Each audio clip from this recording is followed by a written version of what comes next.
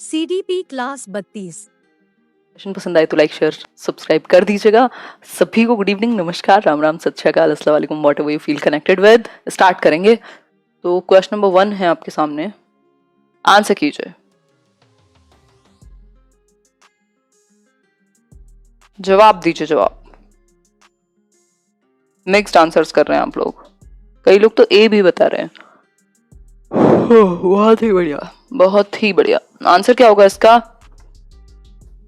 ये सी, slow rate of writing. एक बार फिर से पढ़ लेते हैं question. Which of the following is not a characteristic of dyslexia, यानी डिसलेक्सिया का जो है वो एक विशेषता नहीं होगी, विशेषता नहीं होगी। डिसलेक्सिया की reading accuracy, speed and comprehension में प्रॉब्लम होती है। सर्टेनिटी एज टू राइट और लेफ्ट हैंडेडनेस, यानी दाएं या बाएं हाथ की निश्चितता के दाएं से लिखेगा या फिर बाएं से लिखेगा, या फिर स्लो रेट ऑफ राइटिंग, पढ़ने से रिलेटेड होगा वो भी। और difficulty in learning and remembering printed words. ठीक है, स्लो रेट ऑफ राइटिंग फिर सही हो जाएगा यहाँ। आगे बढ़ जाएंगे नेक्स्ट क्वेश्चन पर। नेक्स्ट क्वेश्चन क्या है एक बार देखेंगे। Powerful motivation is effective factor of learning. भाई अगर हम बात करें एक शक्तिशाली अभिप्रेरणा या मजबूत अभिप्रेरणा, पावरफुल कह लीजिए आप इसको, एक इफेक्टिव फैक्टर है लर्निंग, यानी एक महत्वपूर्ण तत्व है सीखने का। तो पहला ऑप्शन देखिए एक बार, चाइल्ड बिकम्स हेल्दी, यानी बच्चा स्वस्थ हो जाता है। डज मेडिटेशन, ध्यान करता है। लर्न्स रैपिडली, तेजी से सीखता है। या फील्स हैप्पी। बताइए एक बार, आंसर कीजिए। बहुत बढ़िया। Child becomes healthy, does meditation, learns rapidly या फिर फील्स हैप्पी। भाई अगर आपका जो टेक्निक है वो इफेक्टिव है, प्रभावी है, तो बच्चा तेजी से सीखेगा। यदि आपको मेरा समझाया हुआ या डिस्कस किया हुआ जल्दी से समझ में आता है तो आप तेजी से सीख जाएंगे, वो चीज फटाफट से समझ में आ जाएगी, जल्दी से क्वेश्चन सॉल्व कर पाएंगे। ठीक है, बात यहाँ तक की बिल्कुल क्लियर रही होगी। आगे बढ़ते हैं नेक्स्ट क्वेश्चन पर। नेक्स्ट क्वेश्चन क्या है एक बार देखेंगे। क्वेश्चन नंबर 3 कहता है, how will you eradicate stealing habit of the students, यानी कि मान लीजिए बच्चों में चोरी करने की आदत पड़ गई है तो आप इसको कैसे हटाएंगे। गिविंग रिवॉर्ड्स, रिवॉर्ड्स देकर के, एग्जाम्पल देकर के, स्कॉल्ड करके या फिर पनिशमेंट देकर के। बताइए एक बार, क्या करना ज्यादा बेहतर पसंद करेंगे यदि आपको चोरी की आदत को छुड़वाना है तो? बताइए एक बार। थ्रू एग्जाम्पल, थ्रू एग्जाम्पल यानी कि उदाहरण के माध्यम से आप ठीक कर सकते हैं। गांधी जी का एग्जाम्पल दे सकते हैं, बहुत सारे ऐसे एग्जाम्पल्स, या किसी बच्चे का भी एग्जाम्पल ले सकते हैं, कोई एक स्टोरी सुना सकते हैं। तो रिवॉर्ड देने से या फिर इन सब चीजों से ये सब टेम्परेरी हो जाएगा, बट एग्जाम्पल देना उसके एक अंदर से टच करेगा कहीं ना कहीं। ठीक है बात। आगे बढ़ते हैं नेक्स्ट क्वेश्चन पर। Research concerned with social problems carried on by the school personnel to improve school practice is, यानी कि अगर हम रिसर्च की बात करें जो कि social problems related issues school में हुए हैं, उसके बेसिस में कुछ रिसर्च की गई है लोगों के बारे में, है ना। तो ये रिसर्च जो है एक कॉमन प्रॉब्लम पर है स्कूल की, फंडामेंटल रिसर्च कहलाएगी, एक्शन, सोशल या फिर नन ऑफ दीज। बताइए एक बार। टोकन इकोनॉमी होता है, किसी ने पूछा, नाम तो नहीं देख पाई मैं उनका। टोकन इकोनॉमी होता है बेसिकली, इसकी बात करते हैं आपके फियरे, पॉलो फियरे, आई थिंक हाँ, मतलब पॉलो फियरे या एक और कोई व्यक्ति है। बट टोकन इकोनॉमी होता क्या है, जैसे आप स्कूल में वो स्टार्स नहीं होते, स्टार्स मिलते हैं, या पबजी खेल रहे हो तो ऐसे गन मार के आपको कुछ मिल रहा होगा या कुछ इस तरीके का कर रहे हो, तो वो आपको टोकन्स मिल रहे हैं, रियल में कुछ नहीं है वो, है ना, कि आपने बहुत अच्छा बिहेव किया, 5 स्टार मिल गए आपको। फोर्थ का सी, सोशल रिसर्च जैसा कुछ भी नहीं होता, एक्शन रिसर्च होती है जो स्कूल की छोटी मोटी प्रॉब्लम्स को लेकर के जल्दी सॉल्व करने के लिए फटाफट से फास्ट एक्शन के लिए ली जाती है और इसमें सुलझाई जाती है, चाहे वो स्कूल रिलेटेड कोई प्रॉब्लम हो। देखो बात क्या हुई है, research concerned with social problems carried on by the school personnel. कोई समस्या हो गई समाज में जो किसके द्वारा की गई है, जो स्कूल में लोग हैं, कर्मचारी हो सकते हैं, कोई भी हो सकते हैं, तो उसके लिए आपको एक्शन रिसर्च करनी होगी। ठीक, कोई भी छोटा मोटा इशू है, पानी से लेकर के और कोई भी इनडिसिप्लिन तक का, उस पर आप एक्शन रिसर्च कर सकते हैं स्कूल में। नेक्स्ट है, right of children to free and compulsory education act 2009 was applied in country. मतलब अगर हम बात करें जो आरटीई एक्ट है 2009 वाला, ये कब अप्लाई हुआ हमारे देश में। जैसे अभी आपकी एनपीई है, ड्राफ्ट कब से चल रहा है, 2019 से चल रहा है, उससे पहले से काम चल रहा है उस पर, बट अप्लाई कब होगा देखा जाएगा, कब अप्लाई होगा। बताइए एक बार, कब से अप्लाई हुआ आपका राइट टू एजुकेशन एक्ट? जवाब दीजिए। बहुत बढ़िया संध्या, बी ऑप्शन, 1 अप्रैल 2010। ठीक है, एक बार कमेंट करके बताइएगा कमेंट सेक्शन में कि भारत जो है वो कितने नंबर का देश बना आपका राइट टू एजुकेशन को लागू करने वाला, जिसमें 6 से 14 वर्ष के बच्चों के लिए फ्री एंड कंपलसरी एजुकेशन की बात कही गई है। 1:30 जो है आपका प्राइमरी लेवल पर क्या रहे, बच्चों और टीचर का रेशो रहे। फिर 35:1 जो है वो आपके एलिमेंट्री पे रहे, एक्सीड ना करे, 40 बच्चों से ज्यादा ना हो एक क्लास में एक टीचर पर, ठीक। फिर है 6th क्वेश्चन आपका, in NCF 2005 the objective of including art education in schools is, article 21A में आता है वैसे जो आपका राइट टू एजुकेशन एक्ट है।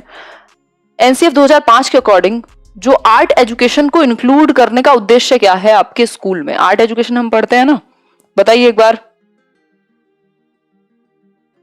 6th का डी, 6th का डी से मतलब है ए एंड बी बोथ, बिल्कुल सही बात है। आपकी जो कल्चरल हेरिटेज है, चाहे वो पेंटिंग हो, ड्राइंग हो, उस सबको, आपकी जो सांस्कृतिक विरासत है उसको सहेज के रखा जाए। और to develop students personality and mental health, बच्चों की जो मानसिक और उनकी क्या कहें व्यक्तित्व को विकसित करना, वो भी आर्ट के थ्रू होती है ना। आर्ट में आपका थिएटर भी है और भी बहुत सारी चीजें आ जाएंगी, ड्राइंग, पेंटिंग, ये सब आ जाएगा। तो दोनों ही चीजें इंपॉर्टेंट हैं, ठीक है बात। और भारत क्या है, 135वां देश बना राइट टू एजुकेशन एक्ट को एनेक्ट करने वाला, लागू करने वाला, ठीक है। इसका नाम है right to education act 2009, but ये अप्लाई हुआ था 1 अप्रैल 2010 को। क्वेश्चन नंबर 7 देखिए, when a test measures an individual's ability consistently accurately then that test is known as, यानी कि जब एक जो टेस्ट है वो एक इंडिविजुअल की एबिलिटी को कंसिस्टेंटली मतलब लगातार बार बार सही तरीके से मेजर करता है, हमेशा सही रिजल्ट देता है, तो ये कौन सी विशेषता कहलाएगी एक टेस्ट की, बताइए एक बार। वैलिडिटी है, रिलायबिलिटी है, ऑब्जेक्टिविटी है, या फिर नन ऑफ दीज, बताइए एक बार। B is right, A lock कर दें। अच्छा, ताला ले आइए फिर परी, खैर मजाक कर रहे हैं, वैलिडिटी नहीं होगा, ए को लॉक नहीं कर सकते, रिलायबिलिटी होगा। ये जब बार बार आपको जब भी जरूरत पड़ती है आपका एक मित्र जो है तैयार होता है, काम आ जाता है समय पर, मतलब वो रिलायबल है।